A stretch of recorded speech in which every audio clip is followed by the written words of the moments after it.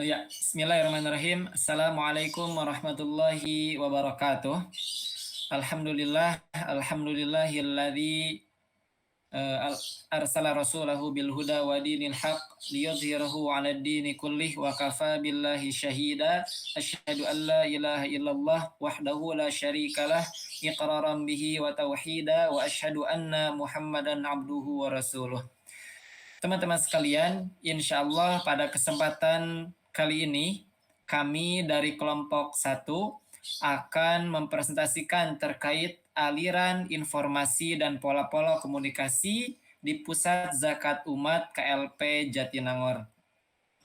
Nah, rekan-rekan sekalian, insya Allah untuk materi pertama terkait pengertian komunikasi yang akan disampaikan oleh Saudara Maula. Kepada Saudara Maula, saya silahkan. Baik, terima kasih Saudara Fahmi yang telah memberikan saya waktu untuk memaparkan materi. Sebelum ke pengertian, istilah komunikasi berasal dari kata Latin yang berarti communicate atau bisa disebut juga komunis, yang berarti sama atau menjadi milik bersama. Komunikasi ini berawal dari sebuah gagasan yang ada pada diri seseorang yang diolah menjadi sebuah pesan atau sebuah informasi yang disampaikan atau dikirimkan kepada orang dengan menggunakan media-media tertentu. Menurut Shannon dan Weber, komunikasi adalah bentuk interaksi manusia yang saling mempengaruhi satu sama lain, sengaja atau tidak sengaja, dan tidak terbatas pada bentuk komunikasi verbal, tetapi juga dalam hal ekspresi muka, lukisan, seni, dan teknologi. Yang selanjutnya adalah tentang komunikasi organisasi. Komunikasi organisasi dapat didefinisikan sebagai petunjuk dan penafsiran pesan di antara unit-unit komunikasi yang merupakan bagian suatu organisasi tertentu. Suatu organisasi terdiri dari unit-unit komunikasi dalam hubungan hierarkis antara satu dengan yang lain, berfungsi dalam suatu lingkungan. Komunikasi organisasi adalah pengiriman dan penerimaan berbagai pesan organisasi di dalam kelompok formal maupun informal dari suatu organisasi. Komunikasi formal adalah komunikasi yang disetujui oleh organisasi itu sendiri dan sifatnya berorientasi pada kepentingan organisasi. Isinya itu berupa cara kerja dalam organisasi, produktivitas, dan berbagai pekerjaan yang harus dilakukan dalam organisasi. Mungkin cukup sekian dari saya. Saya kembalikan kepada Kang Fahmi selaku moderator. Terima kasih ya kepada Kang Maula yang telah menyampaikan materi terkait pengertian komunikasi dan juga pengertian dari komunikasi organisasi. Nah, rekan-rekan sekalian, materi selanjutnya insya Allah akan saya paparkan terkait aliran informasi dalam menyebarkan pesan pada suatu organisasi. Nah, teman-teman sekalian, aliran informasi dalam menyebarkan pesan ini yang ada pada suatu organisasi ada 3. Nah, menurut Guetskow dalam PES dan Faust ada 3 macam aliran informasi. Yang pertama ada aliran informasi secara serentak, kemudian yang kedua ada secara berurutan, dan yang ketiga ada secara kombinasi ataupun serentak berurutan. Nah, yang pertama, pengertian dari penyebaran informasi secara serentak adalah penyebaran pesan atau informasi organisasi secara serentak kepada banyak tujuan ataupun lebih dari satu tujuan dalam suatu waktu. Nah, proses penyebaran informasi secara serentak ini umumnya tidak memperhatikan hierarki dari suatu organisasi. Nah, penyebaran informasi secara serentak ini juga dapat dilakukan secara langsung atau secara tatap muka seperti pertemuan, dan secara tidak langsungnya dengan bantuan media seperti memo, selebaran, radio, televisi, dan lain sebagainya. Nah, kemudian yang kedua ada penyebaran informasi secara berurutan. Nah, penyebaran informasi secara berurutan ini merupakan penyebaran pesan yang mengikuti jalur hierarki, berbeda dengan tadi secara serentak begitu, yang tidak terlalu memperhatikan terkait jalur hierarkinya. Nah, penyebaran informasi secara berurutan ini tidak dilakukan secara serentak karena mengikuti aturan dan urutan yang berlaku dari suatu organisasi. Nah, penyebaran informasi secara berurutan ini umumnya pesan tidak disebarkan dalam waktu yang bersamaan. Nah, adapun kendala dari penyampaian ataupun penyebaran informasi secara berurutan ini yang umum terjadi adalah kebenaran dari informasi yang diterima dapat terganggu ataupun tidak utuh. Nah, kemudian juga karena terganggunya itu disebabkan oleh interpretasi dan reproduksi dari pesan yang diterima. Kemudian yang ketiga ada pengertian dari penyebaran informasi secara kombinasi. Nah, penyebaran informasi secara kombinasi ini merupakan gabungan dari penyebaran informasi secara serentak dan secara berurutan. Penyebaran pesan ataupun informasi mengikuti jalur hierarki dari suatu organisasi dalam waktu yang bersamaan ataupun serentak. Nah, mungkin sekian. Kemudian selanjutnya materi terkait pola komunikasi yang akan disampaikan oleh saudari Melani. Kepadanya saya silakan. Baik, terima kasih kepada Bapak Moderator yang telah memberikan saya kesempatan untuk menyampaikan materi selanjutnya. Saya akan menyampaikan materi tentang pola komunikasi. Pola komunikasi adalah sistem penyampaian pesan, komunikasi, dan komunikator kepada komunikan dengan maksud untuk merubah pendapat, sikap, maupun perilaku komunikan. Next.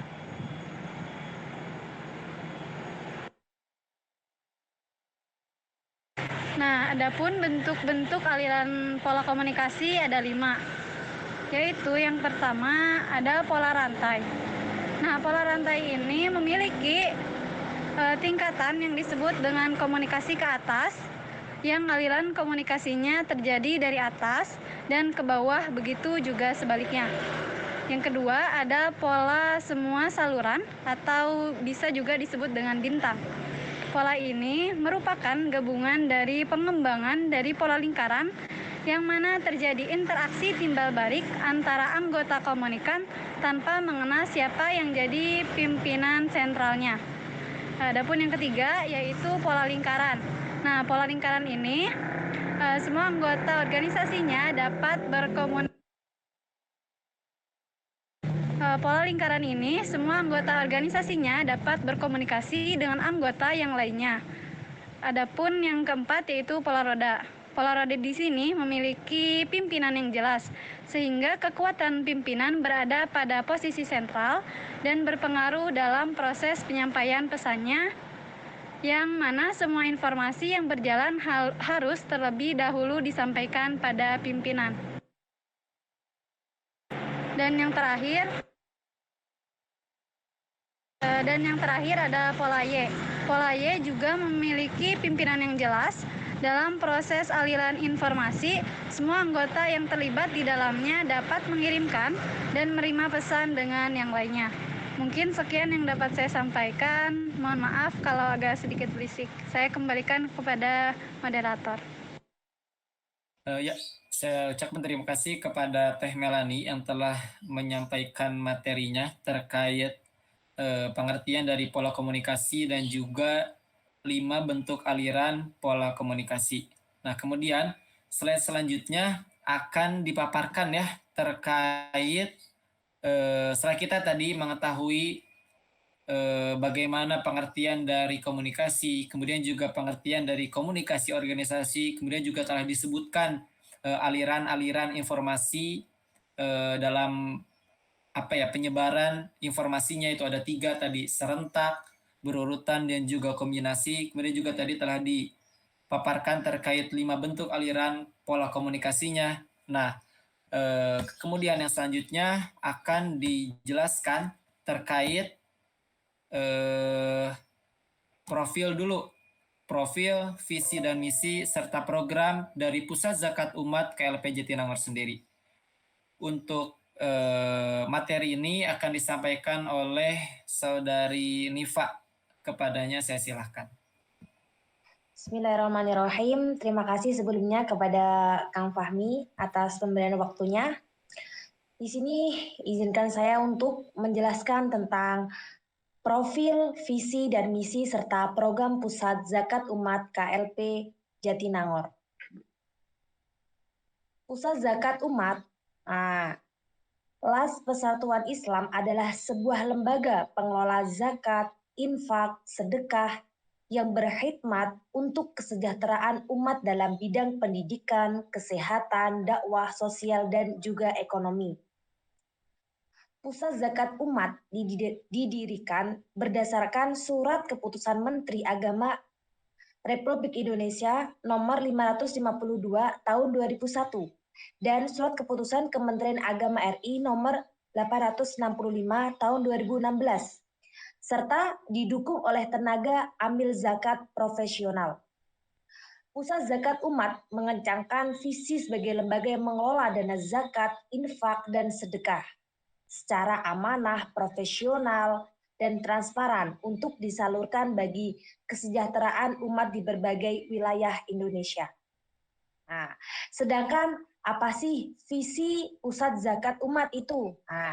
Yakni menjadi lembaga yang unggul dan kompetitif dalam pemberdayaan umat.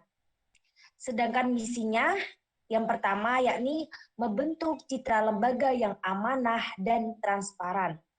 Yang kedua, membangun kesadaran umat untuk membayar ZIS ke lembaga.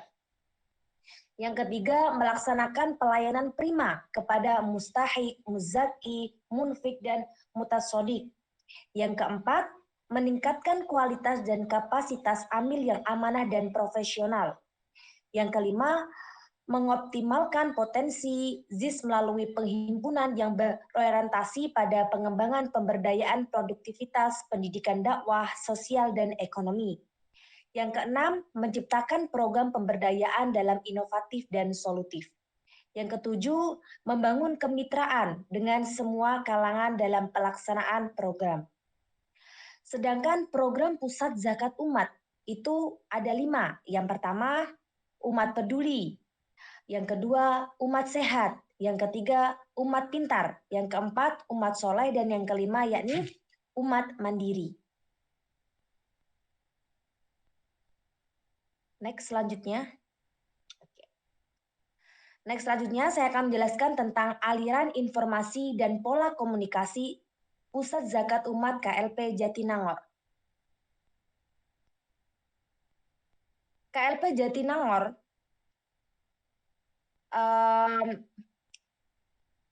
menggunakan pola komunikasi, yakni pola komunikasi roda dan pola semua saluran bintang.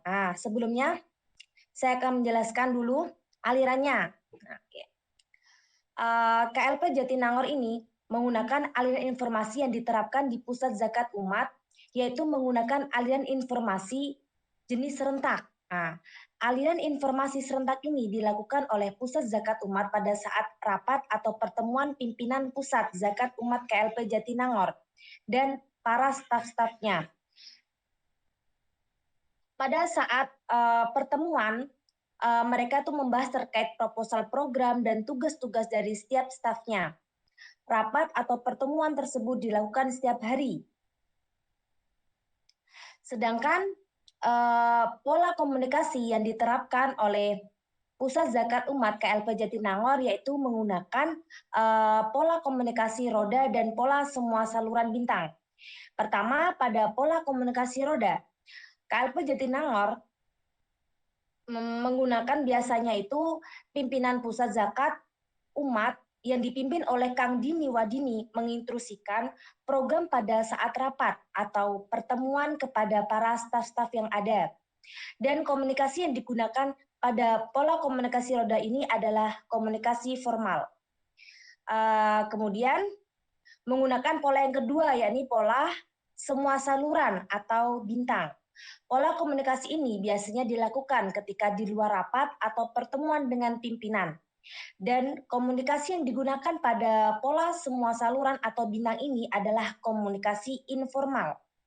Pola komunikasi ini dimaksudkan untuk mempererat keharmonisan antar anggota organisasi agar tetap produktif dalam menjalankan tugas. Sekian penjelasan dari saya kembalikan ke Kang Fahmi. Terima kasih.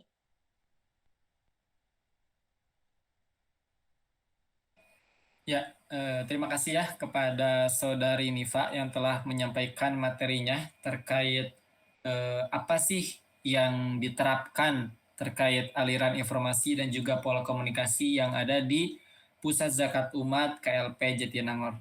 Nah, rekan-rekan sekalian, maka dari beberapa penyampaian pemateri dari kelompok kami, kelompok 1, maka dapat disimpulkan gitu ya. Yang pertama yaitu bahwa aliran informasi merupakan sebuah proses yang dinamis, terus-menerus, dan juga berkesinambungan. Nah, aliran informasi ini berfungsi untuk mengetahui bagaimana informasi-informasi ini disalurkan kepada anggota organisasinya. Kemudian yang kedua, terkait pola komunikasi. Pola komunikasi merupakan sebuah model komunikasi antara dua orang atau lebih dalam mengirimkan dan juga menerima pesan ataupun informasi dengan tepat, sehingga pesan ataupun informasi tersebut mudah dipahami dan sesuai dengan apa yang diinginkan. Dan yang terakhir, terkait aliran informasi yang diterapkan di Pusat Zakat Umat KLP Jatinangor, yaitu informasi jenis serentak. Adapun pola komunikasinya, yaitu pola komunikasi roda dan juga pola komunikasi semua saluran ataupun bintang.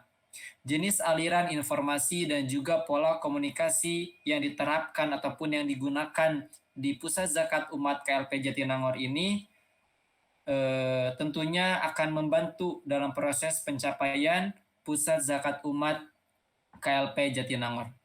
Mungkin rekan-rekan sekian yang dapat kelompok kami sampaikan, kurang lebihnya kami mohon maaf. Terima kasih. Wassalamualaikum warahmatullahi wabarakatuh.